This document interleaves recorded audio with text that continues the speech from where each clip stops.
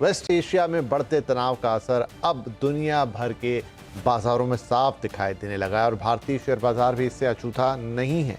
आज भी बाजार में जोरदार गिरावट देखने को मिली। सेंसेक्स और निफ्टी दोनों पर दबाव रहा और निवेशकों की दौलत में भारी कटौती हुई। दरअसल वेस्ट एशिया में गहराता संकट सिर्फ एक जियोपॉलिटिकल घटना नहीं है, बल्कि इसका सीधा असर कच्चे तेल की कीमतों, सप्लाई चेन और ग्लोबल निवेशकों के भरोसे पे पड़ रहा है। ऐसे माहौल में विदेशी निवेशक जोखिम वाले बाजारों में पैसा निकाल रहे हैं और उसका असर उभरते बाजारों, खासकर भारत जैसे मार्केट्स पर देखने को मिलता है। सवाल यह है कि क्या ये गिरावट सिर्फ घबराहट का असर है या बाजार में अब एक लंबा करेक्शन देखने को मिल सकता है? क्या मौजूदा स्तरों पर निवेशकों को सावधान रहना चाहिए या फिर यही गिरावट लंबी अवधि के निवेश का एक मौका भी बन सकती है? और सबसे बड़ा सवाल, अगर वेस्ट एशिया का संकट और गहराता है तो भारतीय शेयर बाजार की दिशा फिर क्या होगी? इन्हीं अहम सवालों पर आज हम बातचीत करेंगे। हमारे साथ मार्केट का एक स्पेशल पैनल है। समझेंगे कि इस गिरते बाजार में निवेशकों को क्या रणनीति अपनानी चाहिए और आगे बाजार की चाल क्या रह सकती है और आपके लिए इस पे समझने वाली बात क्या है। तो जो मेहमान हैं उनका परिचय मैं आपसे करा देता हूं। आज हमारे साथ जुड़ रहे हैं इक्वेंटिस रिसर्च एंड रैंकिंग के chief investment officer Jaspreet Singh Arora, Anset capital के मैनेजिंग पार्टनर अनुराग सिंह जो हमारे साथ अमेरिका से जुड़ते हैं, कैप ग्रो कैपिटल एडवाइजर्स के फाउंडर और CIO अरुण मल्होत्रा और मार्केट एक्सपर्ट अनिल राय कार्यक्रम में शामिल हो रहे हैं। इसके अलावा आज हमारे साथ मौजूद हैं CNBC आवाज के मैनेजिंग एडिटर अनुज सिंघल। तो आप सभी का बहुत बहुत स्वागत है। देखिए, बाजार एक ऐसी स्थिति में जाके खड़ा हो गया जहां पर बहुत सारे सवाल अब यक्ष प्रश्न की तरह हो गए, जिनके जवाब देना ना तो आसान है और ऐसे जवाब होंगे जिनकी कई डायमेंशंस हो सकती हैं। कोई एक डायमेंशन पे उस चीज़ का जवाब नहीं दिया जा सकता। फिर भी हम कोशिश करेंगे और दर्शकों के लिए कुछ एक टेक अवे देने की यहाँ पर आज कोशिश होगी। पहला सवाल अनुज सर, मैं आपकी मार्केट क्लोजिंग सुन रहा था। क्या अब हमारा मार्केट एक बियर फेज में जा रहा है? देखिए, गिरावट होती रहती है लेकिन एक बियर फेज आ जाना, यानी गिरावट का एक लंबा दौर आ जाना, क्या हम अब उसमें एंटर कर रहे हैं? देखिए विपिन जी, मार्केट बेयर फेज में पहले से था हमारी मार्केट, बस वो इंडेक्स देख के आपको दिख नहीं रहा था। मिड कैप और स्मॉल कैप तो पहले ही इतना गिर चुके थे। अब हो क्या गया है, अब इंडेक्स पार्टिसिपेट कर रहा है गिरावट में। अब तक सिर्फ स्टॉक्स पार्टिसिपेट कर रहे थे, अब इंडेक्स पार्टिसिपेट कर रहा है। इंडेक्स को पार्टिसिपेशन करने के लिए ट्रिगर मिला वो वॉर का। वैसे अगर आप देखें तो वॉर से पहले ही हमने गिरना शुरू कर दिया है। हाँ, वॉर के बाद हम ज़्यादा गिरे, वॉर के बाद हम करीब 10% गिरे, लेकिन उससे पहले ही हम थोड़ा सा बहुत तो गिरना शुरू हो गए थे। तो मार्केट ने कुछ तो सेंस कर लिया था यहाँ पर। और देखिए क्या है कि इस समय मार्केट में कॉम्प्लेसेंसी बहुत ज़्यादा है और इसलिए मुझे लग रहा है कि अभी मार्केट में काफ़ी पेन बाकी है। जैसा आपने बोला, आपका सवाल भी यही था कि क्या हम बेयर मार्केट में जा रहे हैं, जबकि फैक्ट यही है कि हम ऑलरेडी, अगर आप लोगों से पूछेंगे, इतनी पेन है सिस्टम में, ऑलरेडी शायद हम किसी एक बेयर मार्केट का हिस्सा हैं। लेकिन क्योंकि हम बहुत ज़्यादा फैसिनेटेड होते हैं निफ्टी को देखकर, सेंसेक्स को देखकर, बैंक निफ्टी को देखकर, तो उसका जवाब है हाँ। मेरे ख्याल से हम उस क्लासिकल बेयर मार्केट की डेफिनेशन जो होती है कि टॉप से निफ्टी 20% गिर जाए, उसकी तरफ जा रहे हैं। निफ्टी का टॉप था करीब 26,300 के आसपास का, उसमें अगर आप 20% कर देंगे तो करीब 5,500 पॉइंट के करीब की करेक्शन बनती है, जो आपको 21,000 से 22,000 के बीच में ले जाएगी। उसकी पॉसिबिलिटी रहेगी, बिल्कुल रहेगी उसकी पॉसिबिलिटी। जी, बहुत दर्शकों को मेरा सवाल हार्श लग सकता है लेकिन अब बात तो करनी पड़ेगी। अनुराग, जो अनुज सर ने यहाँ एक्सप्लेन किया, क्या आप उससे एग्री करेंगे? क्योंकि देखिए, कई बार वो बड़े इंडाइसेस या ओवरऑल पिक्चर बहुत अच्छी दिखती है लेकिन अंदर काफी पेन होता है, लेकिन अब सब कुछ एक्सपोज हो गया है, अब तो जैसे सब धराशायी सा हो रहा है। करेक्ट। सो विपिन, देखिए सिमिलर सिचुएशन यूएस में भी है। आपको इंडेक्स दिख रहा है कि यार ये तो 2-3% ही गिरा है। S&P like barely is at 6700, right? लेकिन एवरेज S&P स्टॉक अबाउट 17% का करेक्शन ले चुका है, द मीडियन स्टॉक S&P 500 पे। और नैस्डैक पे जाएंगे तो ये नंबर अबाउट 27% का है। तो I think it's a natural reaction, because जितना आप कंपनी को, छोटे कंपनीज पे जाते हैं उतना रिस्क लेवल बढ़ता है, और ऐसे में जब रिस्क ऑफ एनवायरनमेंट आता है तो मार्केट उस मल्टीपल्स को छोटा करता है और जल्दी निकलता है उन स्टॉक से, क्योंकि लॉन्जिविटी ऑफ अर्निंग्स दिखती नहीं है। तो तकरीबन ठीक है, but Vipin, let us give it a little bit of a positive spin. देखिए, यही तो मौका है जब लॉन्ग टर्म इन्वेस्टर्स को they get better worth of their money.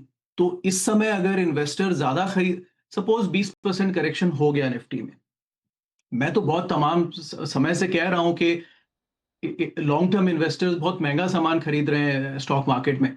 अगर 20% हो जाता है correction, for a long term investor it's a great thing, right? So I think all जो इन्वेस्टर्स हैं रियली लॉन्ग टर्म इन्वेस्टर्स हैं, और ये समय बताएगा कि कौन लॉन्ग टर्म इन्वेस्टर है और कौन शॉर्ट टर्म बम्प के लिए आए हैं मार्केट में। लॉन्ग टर्म इन्वेस्टर्स को इस समय ना सिर्फ टिके रहना है, रादर ओवर एलोकेट करना है, right? Because that is when the next 10 years will be good for their returns. We can all doubt कि क्या ये सस्टेनेबल बेयर मार्केट में आ गया है। देखिए, ये बातें हमेशा चलती रहेंगी, but in a country where population is so young, right, about 30 साल का एवरेज मीडियन एज है इंडिया में, ऐसे में ऐसी बातें करना कि अब दोबारा बुल मार्केट आएगा नहीं, वो भी थोड़ा नासमझी होगी।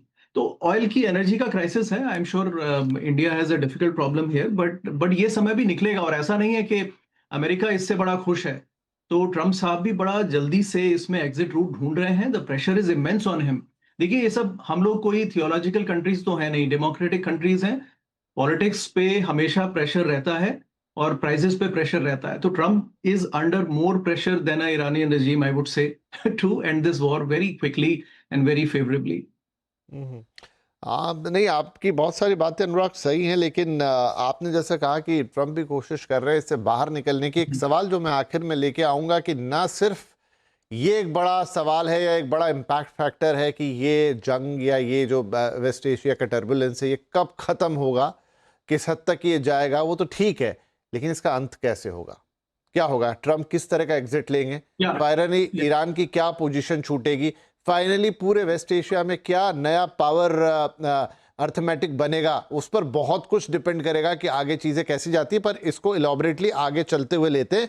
उससे पहले और भी सवाल हैं जो अपना सिर उठा के खड़े हैं। जसप्रीत साहब, अब जो भी कुछ हो गया अभी तक और आगे हमें नहीं पता कि कितना लंबा ये खिंचेगा, लेकिन आज की तारीख में देखें तो ऐसा भी नहीं लग रहा कि ये कल खत्म हुआ कि परसों खत्म हुआ। जिस लेवल पे एस्केलेशन बढ़ गई है और जितना नुकसान हो चुका था वो हो ही चुका है, उसके कैस्केडिंग इफेक्ट हमें आगे आते हुए दिखाई देंगे। इंडिया, जब सब कुछ ठीक लग रहा था, ऐसा लग रहा था कि अब ये सेटलमेंट, मतलब हमारी ग्रोथ अब धीरे धीरे पटरी पर आ रही है, हमारे सरकार के पिछले जो काम थे उनके इम्पैक्ट आना शुरू हुए थे, टैरिफ को हमने जैसे तैसे मैनेज कर लिया था, उसका जो सेंटिमेंटल इम्पैक्ट था उसको भी हमने संभाल लिया था, लेकिन अब तो ये रियल इम्पैक्ट आया है।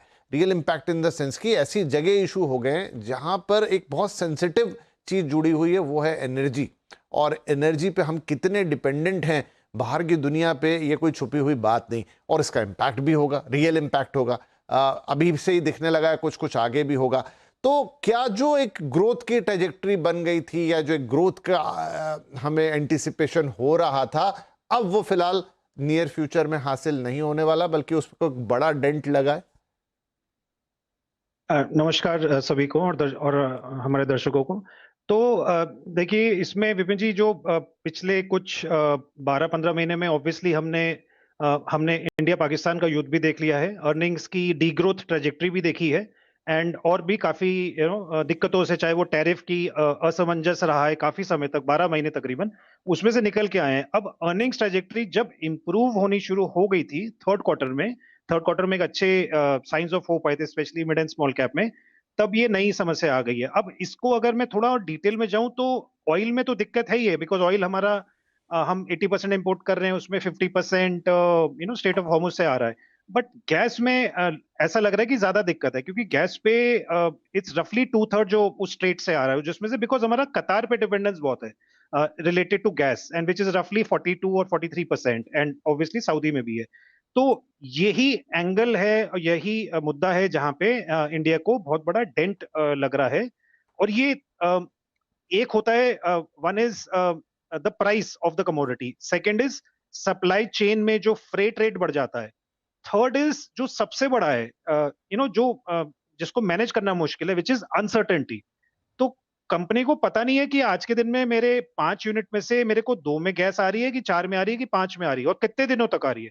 That uncertainty leads to a lot of chaos. उसकी वजह से ये जो रिएक्शन है ना, that is what is leading to this reaction currently, कि ये कितने दिन तक और चलेगा, दैट इज अभी 100 से $120 जाएगा, 140 जाएगा, वो ठीक है, एंड वो एक ब्रॉडर रेंज दिख गई है। कितने दिनों तक ये चलने वाला है, that is what is disturbing the market, but keeping fingers tight, it looks like कि maybe hopefully a week 2 weeks कुछ ना कुछ नतीजा तो आ ही जाना चाहिए। And as my fellow panelist said, ऐसा नहीं है कि यूएस को मजा आ रहा है, या मतलब उनके खुद के इम्पैक्ट आ रहे हैं। आपके नेक्स्ट मंथ के इन्फ्लेशन डेटा आप यूएस में देखेंगे कि बिकॉज क्रूड प्राइसेस वहां पे भी, गैसोलीन प्राइसेस वहां भी ऊपर जा रहे हैं, आई थिंक 15-20% ऑलरेडी जा चुके हैं, उनका भी इन्फ्लेशन ऊपर जाएगा, तो ये पूरी दुनिया को मार पड़ेगी। ये तो प्रेशर तो बनेगा ही, ऑलरेडी ऑलरेडी बन रहा है प्रेशर। आप मतलब बैक चैनल्स में जिस जिस कंट्री का neutral to mildly positive relation है ईरान के साथ, उन्होंने ऑलरेडी, चाइना, रशिया, इंडिया, हम सब ने अपने डिस्कशन स्टार्ट कर दिए कि भाई हमारी शिपों को आप जाने दीजिए, जहां हमारे जहाजों को जाने दीजिए, बाकियों पे आप अपना जैसा आपको करना है आप अपना अपने हिसाब से आप देखिए। तो it will take time, some more time, patience test जरूर हो रहा है, बट ये लॉन्ग टर्म इन्वेस्टर्स के लिए ये मौका जरूर है। As Anurag said, I very rightly agree कि ये एक और प्रॉब्ली वन मोर एक और मौका मिल रहा है जहां पे आप ओवर 3 to 4 ईयर, इसमें if not 3 to 4, I would sincerely request, may be 2 से 3 साल का व्यू ले, तो डबल डिजिट कंपाउंडिंग निफ्टी में, एंड मे बी उससे बहुत कहीं ज्यादा इंडिविजुअल पोर्टफोलियोज में बनाना मुश्किल नहीं होना चाहिए। बिल्कुल बिल्कुल, ये भी बड़ा एक इम्पॉर्टेंट सवाल है ही।